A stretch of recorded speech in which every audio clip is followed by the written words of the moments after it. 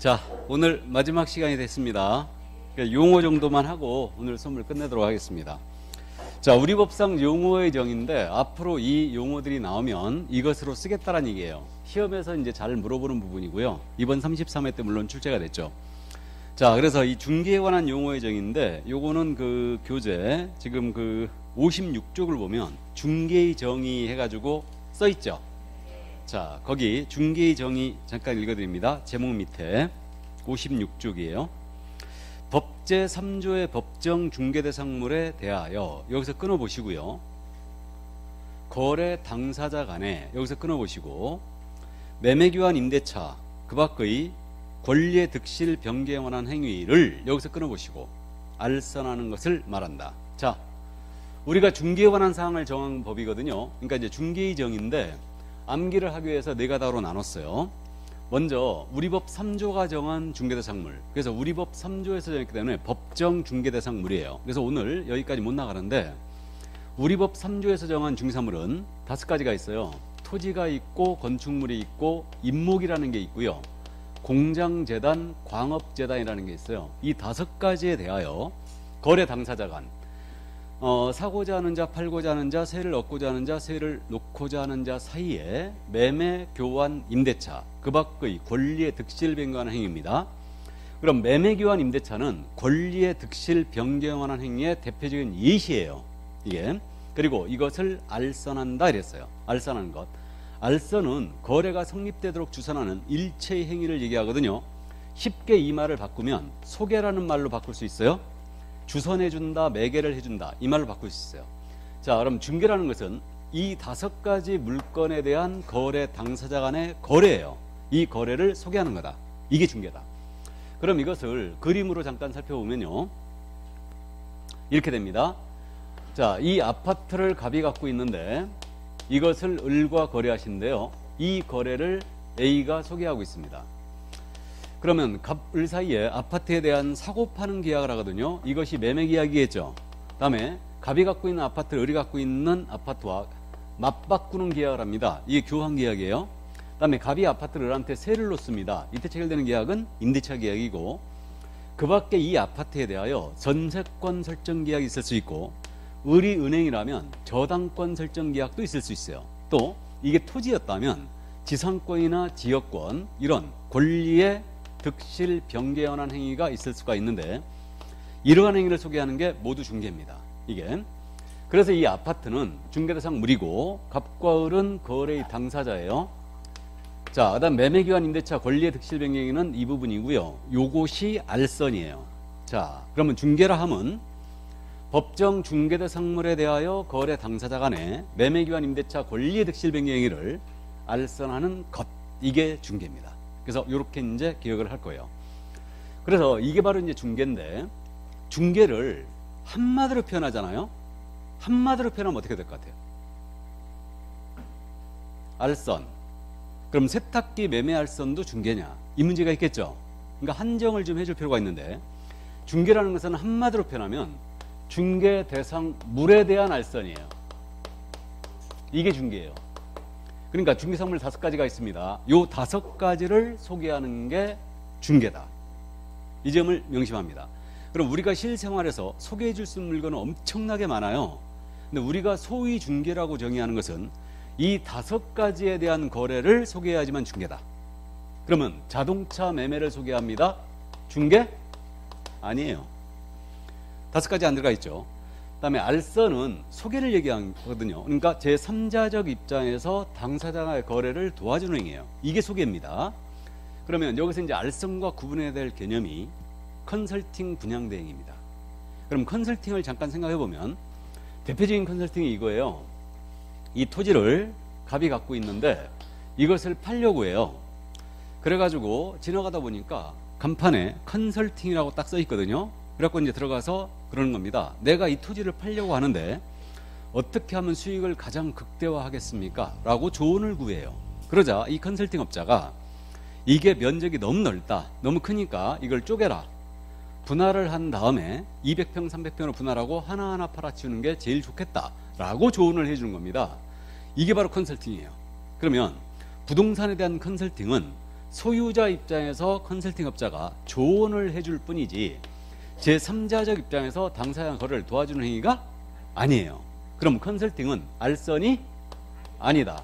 그럼 컨설팅은 알선이 아니니 중개에 해당하지 않습니다. 그럼 분양대행, 여러분들이 잘 아시는 분양대행인데, 자, 이게 상가 건물이에요. 이 상가 건물의 신축을 의뢰했어요. 그럼 이 신축자인 을이 직접 이 상가 건물을 분양할 수도 있죠. 근데 너무 바쁘기도 하고요. 분양에 대한 전문적인 지식이 없기 때문에 이 을이 분양만 전문적으로 대행해주는 분양 대행업자가 있더라 이거예요. 이게 그러니까 분양 대행업자한테 가고 내 대신 분양 좀 해달라. 내가 수수료 톡톡히 줄게. 라고 이제 의뢰를 합니다. 그러자 이 분양 대행업자인 B가 이 을을 대신해서 하나하나 다 분양을 해버리는 겁니다. 그리고 보수를 받아요. 그럼 분양 대행이라는 행위도 소유자 입장에서 대신 팔아줄 뿐이지 제3자적 입장에서 당사자 간의 거래를 도와주는 것은 아니에요. 그러면 분양대행도 알선이 아니란 얘기죠. 그럼 분양대행도 알선이 아니니 중개에 해당하지 않는다. 그래서 컨설팅이나 분양대행은 중개가 아니기 때문에 이 부분을 우리 법이 규율할 일이 없어요. 그죠? 그래서 그 점 꼭 이해를 해 두시기 바랍니다. 중개라는 것은 5가지 물건, 즉 중개대상물에 대한 알선이 바로 중개다. 그 점을 이해를 해 두시고요. 그래서 컨설팅 분양대행은 중개당하지 않습니다. 자, 그럼 이제 그 정도 중개정의 이해해 두시고 한 장을 넘기면, 2장을 넘기면 이 중개가 엄청 많이 설명되어 있네. 중개업의 용어의 정의가 61쪽에 나오죠. 중개업. 자, 중개업 정의가 나오는데 그럼 거기 법문이 실려 있으니까 61쪽 맨 밑에 색깔 칠해진 부분이에요. 자, 3호인데 중개업이라 함은 다른 사람의 의뢰에 의하여, 여기서 끊어보시죠. 일정한 보수를 받고, 여기서 끊으시고, 중개를 업으로 행하는 것을 말한다. 자, 그러면 중개업은 글자 수가 몇 개예요? 3개. 그러니까 3가지 요소다라고 기억할 거예요. 자, 그럼 중개업이라 하면 다른 사람의 의뢰, 일정 보수를 받고 중개를 업으로 행하는 것, 그랬습니다. 그래서 3글자니까 3가지 요소, 다른 사람의 의뢰가 있어야 되고 일정 보수를 받아야 되고 중개를 업으로 행하는 것, 이랬습니다. 그러면 다른 사람의 의뢰라는 것은 갑, 을, 쌍방의 의뢰뿐만 아니고 일방으로부터만 의뢰받아 중개를 업으로 해도 중개업이 될 수 있죠. 그러면 다른 사람의 의뢰는 갑, 을, 쌍방의 의뢰뿐만 아니고 일방, 갑으로부터만 의뢰를 받았다, 을로부터만 의뢰를 받았다라고 해도 중개업이 될 수 있습니다. 일방의 의뢰 포함이고 일정 보수를 받아야 돼요. 그럼 보수를 받지 아니한 무료 중개행위 있죠. 무상 중개행위는 절대 중개업은 될 수가 없어요. 우리 개업공사가요, 지인, 친척 또는 이런 분들한테 무상으로 해줄 수도 있죠. 무상으로 해줬다 하여 이건 위법이 되는 건 아니에요. 법을 위반한 건 아닌데, 무상으로 중개했다 하면 이건 보수를 받지 않았기 때문에 중개업은 될 수가 없어요. 이거는. 다음에 중개를 업으로 행하는 것, 이랬어요. 그러면 이 업이란 말은 이제 우리 판례, 이 판례란 말은 뭐냐면 법에 대하여 법원이 최종적인 해석을 한 거예요. 이걸 판례라고 부르는데 여러분들은 민법 시간에 판례를 엄청난 내용을 공부하게 됩니다. 그럼 이 판례에 따르게 되면요, 업이라는 것은 3가지 요소가 있어야 된대요. 일단 계속 반복성이 있어야 되고 불특정 다수를 상대로 해야 되며 영리성도 있어야 된대요. 그럼 영리성이라는 것은 보수를 받게 되면 추정되거든요. 그래서 업이라는 것은 계속 반복성이 있어야 되니까 우연한 기회에 한 번 정도 서게 합니다. 우연한 기회에 한 번 정도 서게 한 것은 절대 중개업은 될 수가 없다. 계속 반복적으로 해야 되고, 그다음에 불특정 다수를 상대로 해야 되며 영리성도 있어야 된다. 그러면 다른 사람의 의뢰 일정 보수를 받고 중개를 업으로 행하는 것, 이렇게 이제 용어의 정의를 암기를 하는데, 이거는 문제는 중개업에 해당하느냐 안 하느냐가 훨씬 더 중요해요. 왜 그러냐면 우리가 이제 본강에 들어갔을 때 다음 주에 잠깐 언급이 되겠지만 우리 법 9조 1항에 뭐라고 되어 있냐면 중개업을 영위하고자 하는 자는 이 법에 따른 중개사무소에 개설 등록을 해야 한다라고 되어 있어요. 그럼 중개업을 하고자 할 때는 등록을 하란 얘기죠. 그럼 등록이라는 것은 영업 허가라고 이해하시면 됩니다. 이건데 우리가 식당을 하더라도 허가를 신고하게 돼 있잖아요. 그렇듯이 우리도 중개업을 하고자 할 때는 등록을 해야 돼요. 그럼 거꾸로 해서 가면 등록하지 아니한 자는 중개업을 해서는 안 된다는 얘기죠. 그래서 등록하지 아니한 자가 중개업하면요, 우리 법상 최고의 처벌이 떨어집니다. 우리 법상 최고의 처벌은 3년 이하의 징역 또는 3천만 원의 벌금이에요. 그래서 무등록 중개업이죠, 이게. 그래서 중개업에 해당하느냐 안 하느냐가 중요해요. 그러면 중개업이 아니라면 등록할 필요도 없다는 얘기예요. 나아가 중개나 중개업에 대한 대가가 중개보수거든요. 그러면 중개보수는 여러분들이 상식적으로 알고 계시거든요. 우리 법이 한도를 딱 정해주고 이 범위를 절대 초과해 받으면 안 된다고 돼 있어요. 우리는요, 중개보수가 아킬레스건입니다. 전문 직업인의 보수 중에요, 정해진 한도보다 더 받았을 때 감옥까지 갈 수 있는 건 우리밖에 없어요. 변호사나 법무사나 세무사나 회계사가 정해진 그 보수보다 더 받았다 하여 감옥 가는 거 없습니다. 우린 잘못하면 감옥도 갈 수 있어요. 이 정도로 중개보수를 심히 규제합니다. 그러니까 중개보수를 한 피낙도 더 받았잖아요. 그럼 1년 이하의 징역 또는 1천만 원의 벌금이에요. 그러니까 그럼 중개업에 대한 대가, 중개에 대한 대가가 중개보수니 중개나 중개업이 아니라면 중개보수 규정이 적용이 없고 아무리 많은 보수를 받았다 하더라도 이건 초과에 걸릴 일이 없다는 얘기예요. 그래서 중개업에 해당하느냐 안 하느냐가 중요해요. 이게 그럼 중개업에 해당하느냐의 문제는 이 중개를 계속 반복적으로 보수받고 했잖아요. 그럼 이게 중개업 되는 거예요. 그럼 중개에 해당돼야지만 중개업이 될 수가 있고 중개에 해당이 안 된다면 중개업에 해당될 일이 없는 거죠. 그럼 중개를 한마디로 표현하면 뭐라고 했습니까? 중개대상물에 대한 알선, 물알선이었어요.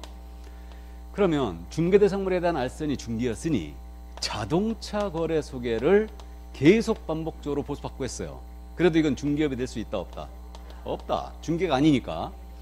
또 컨설팅이나 부동산에 대한 컨설팅이나 분양 대행을 계속 반복적으로 보수받고 하고 다녔어요.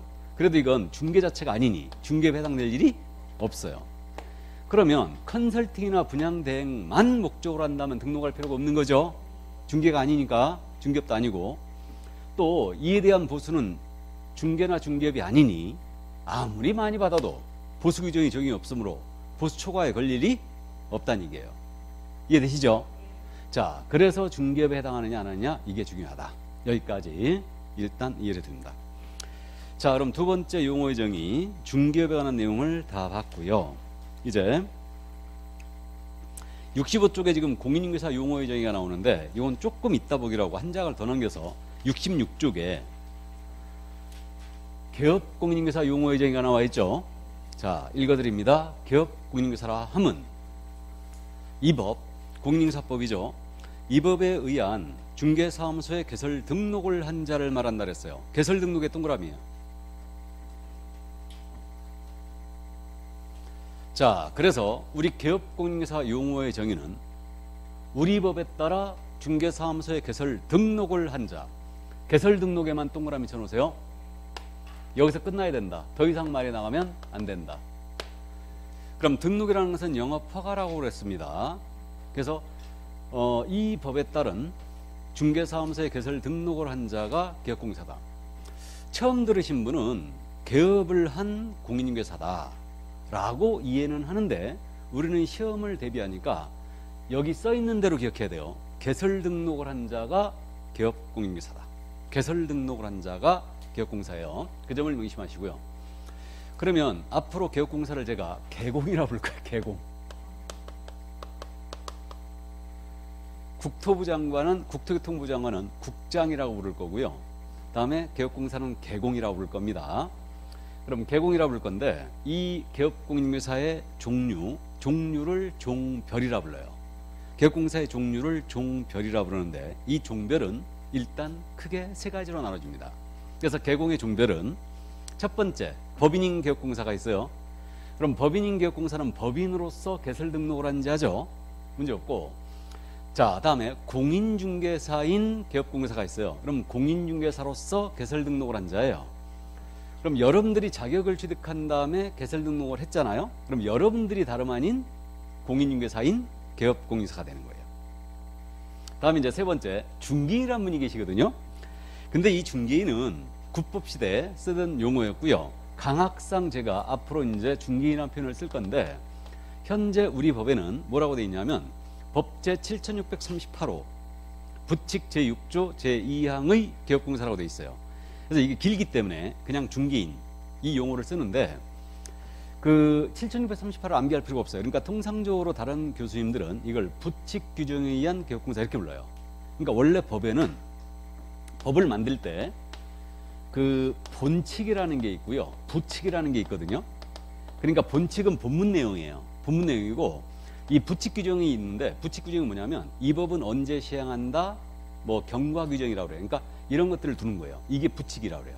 그래서 우리 법제 7638은 공인중개사법인데, 우리 법 부칙 제6조 제2항에 의한 개업 공인중개사, 이자가 바로 중개인이에요. 그러니까 현재 우리 공인중개사법에는 이렇게 돼 있고요. 이게 기니까 줄여서 국법시대에 쓰던 용어인 중개인이라는 용어를 씁니다. 그럼 중개인이 누군지를 자세히 좀 설명을 드리면, 중개업의 역사가 어떻게 되냐면요, 해방 후에 1961년도에 소개영업법이라는 게 있었어요. 소개영업법. 우리 현재 대한민국 골간이 되는 법들이요, 1961년도를 전후로 해서 다 만들어졌어요. 그래서 중개업에 관한 법제도 탄생했는데, 이게 소개영업법이었습니다.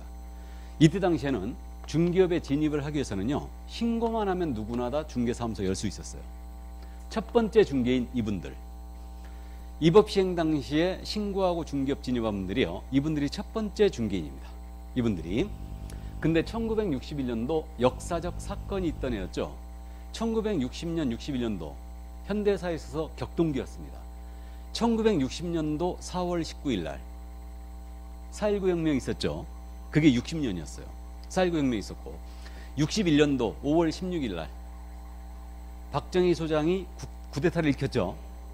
그래가지고 5.16 군사 쿠데타가 일어나고 박정희 전 대통령이 정권을 잡게 됩니다. 그러면서 62년도부터 이제 경제 개발을 시작해요. 이게. 그래갖고 우리 경제가 뭐 한강의 기적이다, 우리 교수님 그렇게 이제 얘기를 하는데, 그때 세계 경제가 다 좋았어요. 그러니까 이제 여러분들 베이비붐 알죠? 베이비붐 세대가 그 세대 아니에요. 60년, 61년, 62년.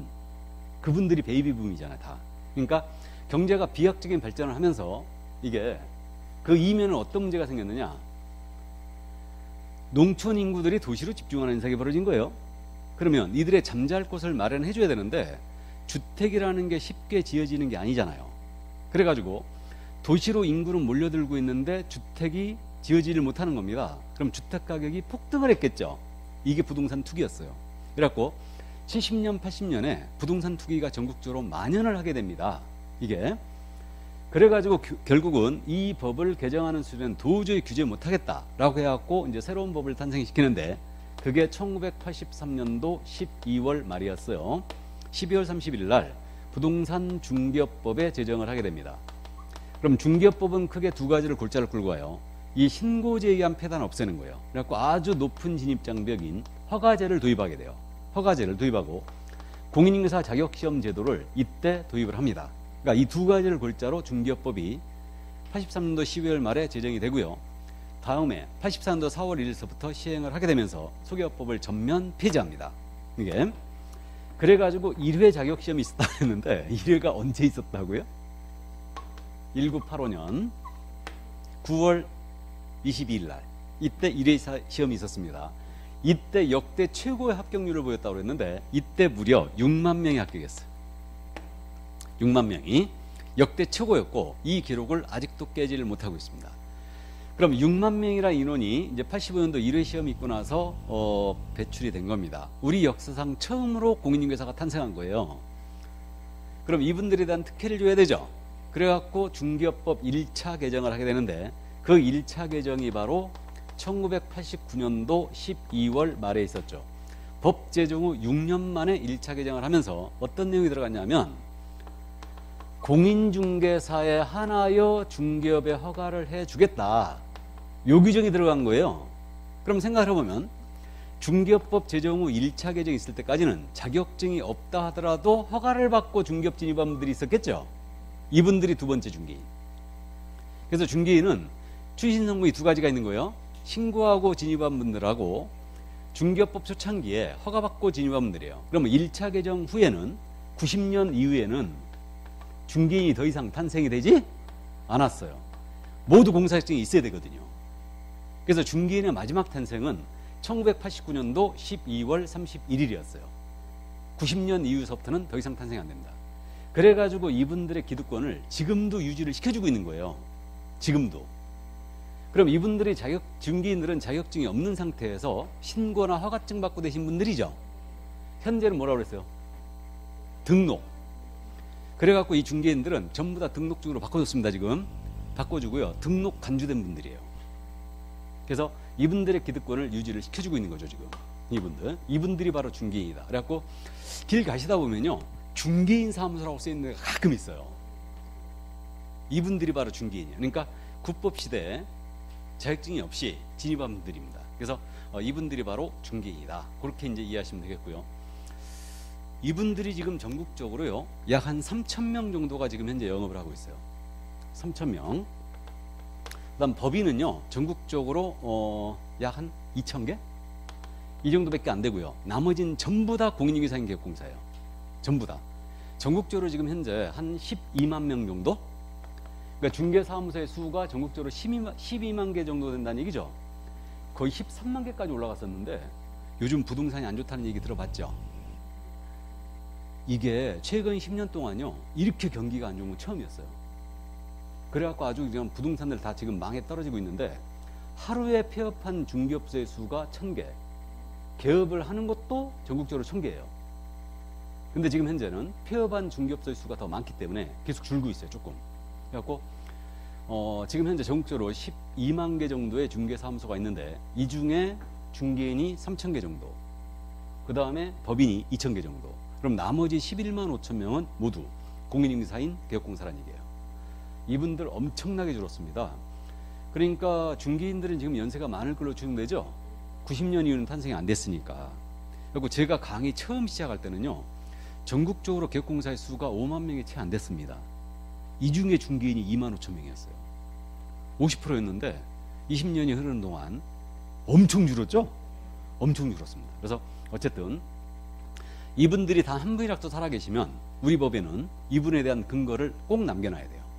그래서 여러분들은 기억을, 부칙 규정에 의한 개업공사가 바로 중개인이다. 그렇게 이해하시면 돼요. 그러니까 제가 중개인이라는 용어를 쓰면, 아, 이분은 부칙 규정에 의한 개업공사다. 그렇게 이해하시면 돼요. 그러니까 자격증이 없다는 의미에서 약간의 차이가 있어요. 그래서 이제 이건 차츰차츰 할 겁니다. 자, 그래서 개업공사의 종별은 이렇게 세 가지가 있는데, 여기서 이제 법인인 개업공사는 다시 중개법인과 특수법인으로 나눠지는데, 요거는 이제 천천히 하자고요. 그래서 개업공사는 개설 등록을 한 자다. 요 정도만 이해해 두시고요. 자, 그럼 다시 앞으로 가서 이제 65쪽에 공인중개사라고 나와 있죠. 자, 그럼 거기를 보겠습니다. 공인중개사라 함은 이 법에 의한 공인중개사 자격을 취득한 자를 말한다. 자격 취득의 동그라미. 그럼 공인중개사는 이 법, 공인중개사법에 따른 자격을 취득한 자. 그러니까 자격 취득에서 끝나야 돼요. 더 이상 말이 나가면 안 됩니다. 이 자가 공인중개사다. 뭐 별로 어렵지 않습니다. 그럼 공인중개사는 종류가 역시 세 가지가 있어요. 그래서 공인중개사 종류는 세 가지가, 우리 교재에는 이 부분 상세히 설명이 안 돼 있는데, 제가 임의적으로 나눈 거니까 그래요. 일반 공인중개사가 있죠. 그럼 이 자는 자격을 취득한 다음에 중개업에 종사하고 있지 아니한 공인중개사예요. 이른바 서랍 속, 장롱 속 공인중개사. 이분이 일반 공인중개사예요. 혹자는 이분을 거실벽의 공인중개사라고 부르거든요. 우리 집안에는 대대손손 국가고시에 단 한 번도 합격 못했다. 내가 열심히 공부하여 자격을 취득했으니 길이길이 후손에 빛내기 위해서 금택자 눌러가지고 거실벽에 걸어놓은 공인중개사. 이 자가 일반 공인중개사예요. 자, 그 다음에 이제 개업 공인중개사인 공인중개사가 있어요. 개설 등록을 한 공인중개사죠. 우리가 방금 전에 공인중개사인 개업 공인중개사가 있었죠. 그럼 공인중개사인 개공과 개공인 공인중개사는 같은 말이에요, 틀린 말이에요? 같은 말입니다. 되치나 매치나. 그러니까 여러분들이 자격을 취득한 다음에 개설 등록을 하면 여러분들이 다름 아닌 공인중개사인 개업공사가 되고, 공인중개사 입장에서 보면 개공인 공인중개사죠. 그죠? 같은 말이에요. 그 다음에 이제 소속공인중개사가 있어요. 이 소속공사는 소속된 공인중개사거든요. 그럼 소속이 뭐냐? 고용이 됐다는 뜻이에요. 고용된 공인중개사. 근데 이자에 대한 정의는 별도로 있어요. 그래서 두 장을 넘기시면 68쪽에 소속공인중개사 있죠. 자, 소속공사 읽어드립니다. 소속공인중개사라 함은 개업공사에 소속된, 여기서 끊으시고, 공인중개사, 개업공사인 법인의 사원 임원으로서 공사인자를 포함한다. 로서, 여기서 끊으시고, 중개 업무를 수행하거나, 여기서 끊으시고, 개업공사의 중개 업무를 보조하는 자를 말한다. 자, 그럼 소속공사 용어의 정의는 말 그대로 우리가 기억할 거거든요. 그러면 개업공사에 소속된, 즉 고용된 공인중개사로서, 괄호 속에 있는 말을 일단 무시하세요. 공인중개사로서 중개 업무를 수행하거나 개업공사의 중개 업무를 보조하는 자를 말한다 이랬어요. 그래서 크게 어렵지 않은데, 개업공사에 고용된 공인중개사로서 중개 업무를 수행하거나 업무를 보조하는 자, 이렇게 이제 기억할 건데, 그럼 고용된 공인중개사거든요. 그럼 다른 말 다 이해가 됐어요. 법인의 경우는 임원, 사원이라는 자가 있거든요. 일단 사원이라는 자는 절대 이 법인의 직원을 얘기하는 게 아니에요. 법에서 사원이라는 자는 투자자를 얘기해요. 투자자. 그 이제 다음 주에 제가 잠깐 언급을 할지도 모르겠는데, 사원이라는 자는 절대 직원을 얘기하는 게 아니다. 그러니까 법인의 임원은 이사나 감사를 얘기하는데, 그자와 동격인 무한책임사원이 있어요. 합자남용회사에 무한책임사원들을 말합니다. 그 정도만 감 잡고요. 그러면 법인의 임원 사원 중에는요, 자격증이 있는 자가 3분의 1 이상은 있어야 돼요. 그때는 그 법인의 임원 사원 중에 자격증이 있는 자는 소속공사라는 얘기예요. 기획인데. 자, 그럼 이제 나머지 이해가 됐는데, 보조한다? 이거는 뭐 현장 안내한다든가 등기상 증명서를 띄운다든가 이런 거 가능하고, 그다음에 중개 업무를 수행하거나 이랬어요. 그럼 이게 뭘까? 이게 문제인데. 자, 여기서 이제 중개에 대한 기본 그림이 이거였습니다. 아파트를 갑이 갖고 있는데 을과 거래하신다. 이 거래를 A가 소개해요. 그럼 A의 업무 활동을 잠깐 따져보면요, 아파트 팔아달라고 중개 의뢰를 받았어요. 그럼 아파트에 대하여 이거 등기상 증명서라든가 건축물 대장이라든가 다 떼봐야 되죠. 갑이 소유자가 맞는지 등기상 증명서 떼봐야 되고, 다 그다음에 이 건축물에 대한 현황을 알아야 되니까 건축물에 대한 다 떼봤습니다. 그러던 차에 을이 요거 아파트를 구해달라고 왔어요. 그래갖고 이제 의뢰받은 아파트가 있으니까 이 아파트에 대한 정보를 을에게 브리핑합니다. 중개대상물 정보에 대하여 브리핑을 하는 업무를 확인 설명이라고 불러요. 확인 설명. 자, 확인 설명했어요. 방은 몇 개 있고 화장실 몇 개 있고 뭐 향은 동향이고 서향이고 설명 다 했습니다. 현장을 보자입니다. 그래가지고 이제 모시고 현장 안내했어요. 마음에 들어 했습니다. 계약을 하자게요. 그럼 A는 계약서를 작성 교부해 줘야 되겠죠? 그러니까 계약서를 작성합니다. 그러면 계약서를 작성하면서 자신이 설명했던 내용을 문서로 써서 줘야 돼요. 이 문서를 확인 설명서라고 합니다. 확인 설명서 역시 작성 교부를 해줘야 됩니다. 그리고 이제 중도금 잔금 치고 등기 서류 교부함으로써 중개가 끝났습니다. 그럼 여러 가지 업무 활동 중에 이 세 가지 업무를 곰곰이 생각해 보면, 중개대상물 정보에 대해 브리핑을 해주고 계약서를 써주고 확인 설명서를 써줍니다. 이 세 가지 업무가 핵심적인 중개 활동임을 이해할 수 있고, 이 세 가지 핵심적인 중개 활동을 우리는 소위 중개 업무다라고 해석하고 있는 거예요. 원래 우리 법 취지는 이 세 가지 업무는 우리 개설 등록을 한 개공 있죠.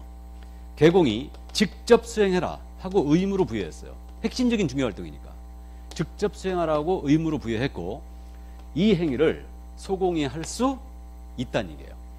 소속공사를 제가 앞으로 소공 또는 소공사라고 부를 거예요. 그래서 소공하고 개공은 따져보면요, 대표냐 직원이냐의 차이죠. 공인중개사 자격증이 있는 건 똑같죠. 그래서 이 소공한테 이 업무를 할 수 있도록 해준 거예요. 원래 핵심적인 중개활동 이 세 가지는 개공의 의무예요. 개공이 직접 수행을 해야 되는데 이걸 갖다가 우리 소공은 할 수도 있다는 얘기죠. 이게 용어의 정의에 소공이 이런 업무를 할 수 있다고 들어오는 이유가 왜 그랬냐면요. 옛날에는 우리 소공이 아무것도 못했었어요. 그야말로 이제 현장 안내라든가 일반 사무 업무만 할 수 있었는데 지금은 소공에 대해서 이렇게 다 풀어준 거예요. 그래서 소공은 이 업무를 그대로 다 수행할 수 있습니다. 이거를. 자, 그래서 이제 우리 소속공사는 중개 업무를 수행할 수 있고 또 현장 안내 같은 보조도 할 수 있습니다. 이게 바로 소공의 용어의 정의였어요. 이게. 자, 근데 중개사무소에요. 자격증이 없는 분도 근무하고 있죠. 그분을 우리는 중개보조원이라 불러요. 그래서 옆에 페이지 중개보조원 있죠? 중개보조원 있는데 자, 읽어드립니다. 중개보조원이라 함은 공인중개사가 아닌 자로서 여기서 끊어보시고 개업공사에 소속되어 여기서 끊어보시고 중개대상물에 대한 현장 안내 및 일반 사무 등 개업공사의 중개 업무와 관련된 단순한 업무를 보조하는 자, 단순한 업무를 보조의 밑줄이에요. 그럼 우리 중개보조원은요, 꼭 명심할게. 공인중개사가 아닌 자로서, 그러나 개업공사에 고용된 거죠. 소속되어 중개대상물에 대한 현장 안내 일반 사무 등 개업공사의 중개 업무와 관련된 단순 업무 보조가 꼭 나와야 돼요. 단순 업무 보조의 밑줄이죠. 그래서 핵심 단어가 이렇게 된다. 뭐 쉽게 우리가 이해할 수 있습니다. 그럼 중개보조원이라는 분은 중개 업무를 수행할 수가 없어요. 맞죠? 단순 업무 보조할 수 있습니다. 근데 우리가 중개사무소 갔다 왔는데 한 번쯤은 갔다 왔는데 명함을 받았을 때 보조원이라고 찍힌 명함 받아본 적 있어요? 없어요? 없습니다. 주로 뭐라고 써 있어요? 실장, 하다못해 부장, 과장, 이사라고 써 있습니다. 그러니까 이 소속에 해당하는 실장님도 계시지만 대부분의 실장님들은 보조원에 해당하는 실장님이에요. 그죠? 그러니까 보조원이란 말이 어감이 안 좋잖아요. 안 좋습니다. 그러니까 실무적으로 전혀 안 쓰죠. 사무소 가셔갖고요, 실장님한테 보조원님 그러면 승질냅니다. 절대 그러지 마세요. 실장님이라고 부르세요, 그냥. 그래서 어쨌든 이 보조원에 해당하는 실장님은 중개 업무를 수행할 수가 없더라. 근데 우리가 사무소 아파트 구하러 왔는데요, 전세증 구하러 왔는데요, 월세증 구하러 왔는데요, 사러 왔는데요. 그러면 실장님에 해당하는 보조원에 해당하는 실장님이 대강의 브리핑하죠. 그리고 현장 안내도 하죠. 그다음에 컴퓨터로다가 계약서나 설명서 다 쓰죠. 근데 못한다고 그랬잖아요, 지금. 그죠? 그래서 이제 현실과 이론의 괴리 현상이 벌어지고 있는데, 그래서 있잖아요, 지금 일 자체를 다 컴퓨터로 하니까 일단은 그 우리 보조원에 대한 실장님이 대강의 브리핑하고 손님 모시고 현장 다 합니다. 그다음 컴퓨터로다가 이제 계약서 설명서 다 출력을 해요. 출력을 하고 계약 단계가 갔어요. 그러니까 계약 단계에 가면 우리 개공이 손님들을 앉혀놓고 브리핑 다시 하죠, 다. 자, 이거 설명 들으셨죠? 방이 3칸이고 화장실 2개고요. 그리고 뭐 이렇게 다 설명 다시 해요. 그다음에 계약 내용도 다시 브리핑 다 합니다. 그리고 개공이 직접 자필을 하고 도장을 찍습니다. 그럼 이건 개공이 주도적으로 업무를 수행했다고 봐야 돼요. 이해하죠? 근데 끝까지 우리 보조원 실장님이 뒤에서 우리 개공은 도장만 탁 찍어주고 보조원 실장님이 자필하고 브리핑 끝까지 한다. 그럼 이건 대여로 쳐버려요. 대여는 자격증 등록증 대여를 얘기하죠. 그럼 이때는 고발 들어갑니다. 취소는 물론이요, 고발 들어가요. 그러니까 보조원인 실장님은 절대 주도적으로 업무를 수행하면 안 됩니다.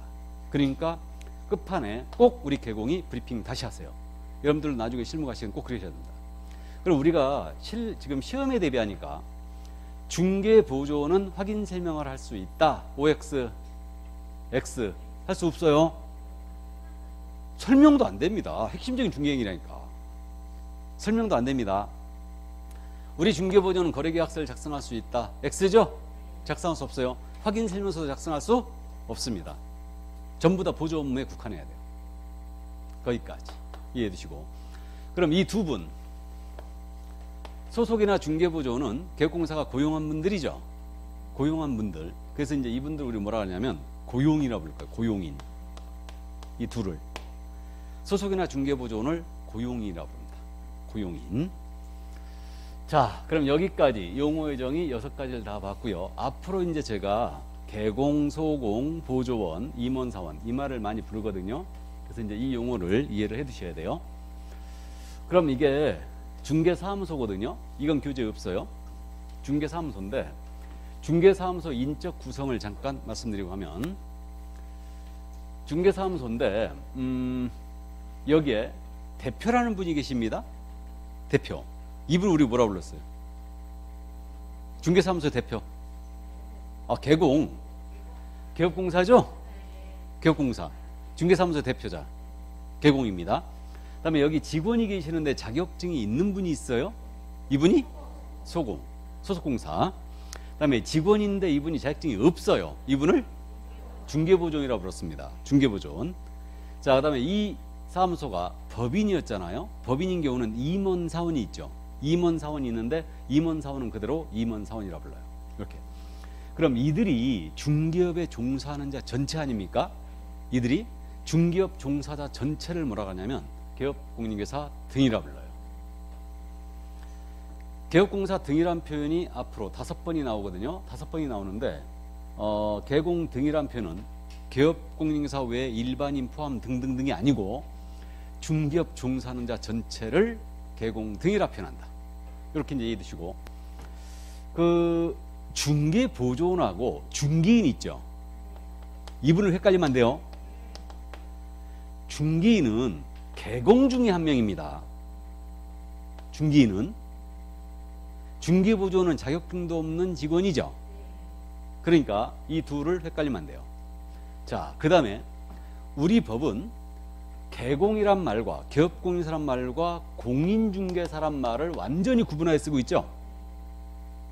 완전히 구분하여 쓰고 있습니다. 공인중개사는 자격 취득자를 얘기합니다. 개업공사는 개설 등록을 한 자예요.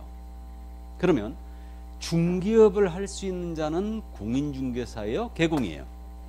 개공이죠. 중개업을 하고자 하는 자는 개설 등록을 하라고 그랬죠.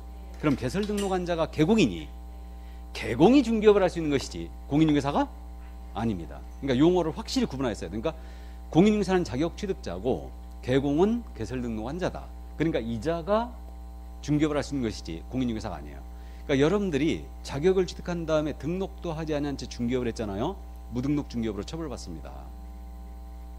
그래서 개공이 중개업을 할 수 있는 거다. 그렇게 이해하시면 돼요. 그래서 이게 바로 이제 용어였습니다. 이 정도. 자, 그러면 이제 용어의 정의 6가지를 간략하게 봤고, 이제 우리 법 제3조 중개대상물의 범위 요거 잠깐만 언급하고 오늘 수업을 마칩니다. 거기 법 제3조 있죠. 법 제3조 거기 71쪽입니다. 지금 법 제3조 중개대상물의 범위, 이 법에 의한 중개대상물은 다음 각 호와 같다. 갖고 1호 토지, 2호 건축물, 그 밖의 토지영착물, 3호 그 밖에 대통령령으로 정하는 재산권 및 물건 했습니다. 그래갖고 그 밑에 영제 2조라고 써 있죠. 영이라고 써 있는 것은 시행령을 얘기해요. 대통령령을 얘기합니다. 영이라고 써 있는 것은 대통령령이다. 이거는 시행령, 그걸 얘기합니다. 자, 그래서 영제 2조 중개사물의 범위, 공인중개사법 제3조 제3호에 따른 중개대상물은 다음 각과 같다. 1호 임목에 관한 법률에 따른 임목, 2호 공장 및 광업재단 재단법에 따른 공장재단 및 광업재단이에요. 자, 이게 소위 법정상물 5가지가 이겁니다. 해서 우리 법 3조에 지금 중개사물 범위를 정해놨는데 처음 공부하니까 또 조문을 읽는 방식에 대해서 잠깐 말씀드립니다. 우리 조문은 지금 법 제3조 이렇게 해놨죠. 제3조. 그래가지고 여기 동그라미 친 거 1, 2, 3 이게 없죠. 3조에는. 동그라미로 표현된 것은 항이라고 읽어요. 항. 동그라미 표현된 것. 그 다음에 이 항 밑에 좀 더 세부적인 내용을 정하고 싶잖아요. 그럼 이 항 밑에 세부적인 내용을 더 정하고 싶으면 1, 2, 3 이렇게 표현해요. 아라비아 숫자로 쓰이는 것은 호라고 읽어요. 호. 우리 3조는 항이 없어요. 바로 호로 간 거예요 지금. 그 다음에 3호 밑에 좀 더 세부적인 내용을 더 정하고 싶다. 그러면 이때는 가, 나, 다 이렇게 표현해요. 이거를 가나다라로 표현되는 것은 목이라고 읽습니다. 목. 우리가 법을 공부하니까 읽는 방법 정도는 알아둬야 되죠. 해서 우리는 조, 항, 호, 목의 체계로 법조문을 만듭니다. 조, 항, 호, 목 이렇게 돼요. 목 밑에는 이제 편과로 2로 그 다음에 이거 편과로 1 이렇게 이제 더 치기도 하는데 이거 밑에 더 넣고 싶으면 이제 편과로 가나다로 표현하는데 여기까지 몰라도 돼요. 몰라도 되고 조, 항, 호, 목 이렇게 되는 거는 그러니까 지금 여기 나목을 읽잖아요. 나목을 읽을 때 어떻게 읽냐면 법제 3조죠. 법제 3조 제2항 밑에 있죠. 제2항 그 다음에 제3호 밑에 있죠. 제3호 나목 이렇게 읽어요. 법제 3조 제2항 다음에 제3호 여기까지 제자가 다 붙어요. 나목 목에는 제를 안 붙입니다. 참고하세요. 우리 법은 3조는 지금 항이 없는 거예요. 항이 없고 바로 호로 내려갔어요. 그러니까 아르베 숫자 써 있으면 호, 가나다로 써 있으면 목, 그다음에 동그라미 쳐놨으면 항 이렇게 읽어요. 참고하세요. 자, 그럼 이제 중사물의 범위 법제 3조 1호 토지, 2호 건축물, 그 밖에 토지정착물 이렇게 돼 있고 그 다음에 임목에 관한 법률에 따른 임목, 공장 및 광업재단 재단법에 따른 공장재단 광업재단 이렇게 돼 있어요. 그래서 이렇게 돼 있는데 뭐 토지 건물이 뭔지는 알죠. 그래서 이거를 협의의 부동산이라고 불러요. 협의의 부동산, 좁은 의미의 부동산. 근데 이거는 민법상의 부동산과 일치합니다. 우리 민법에 부동산은 토지 및 그 정착물이다 이렇게 돼 있어요. 토지 및 그 정착물이다. 이게 민법상 부동산이라는 개념과 일치하고 있고 이 세 가지는 개론학자들이 부동산과 유사하게 취급한다 해서 준부동산 또는 의제부동산이라고 불러요. 그럼 토지 건물은 뭔지 아니까 그냥 넘어가고요. 임목이라는 것은 등기한 수목의 집단이에요. 등기한 수목의 집단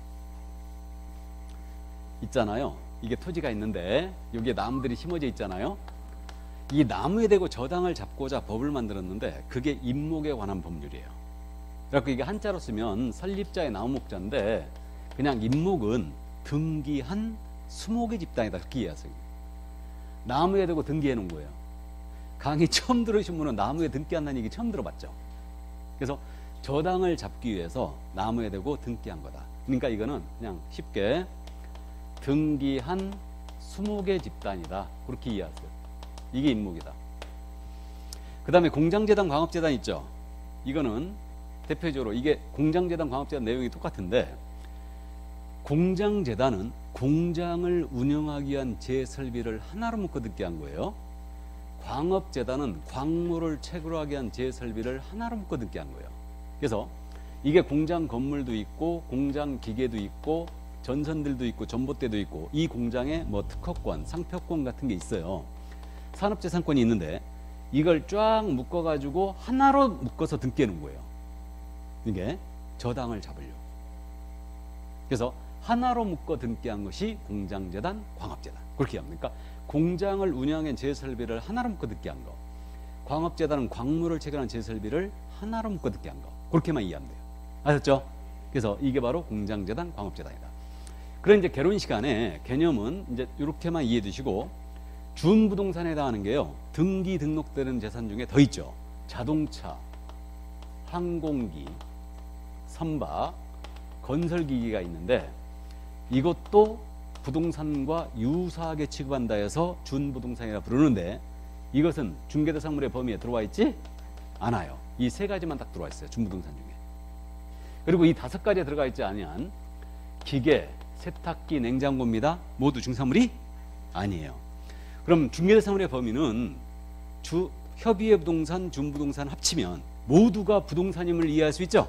그러니까 중개대상물은 모두가 부동산이고 동산은 절대 중상물이 아니에요. 여기까지.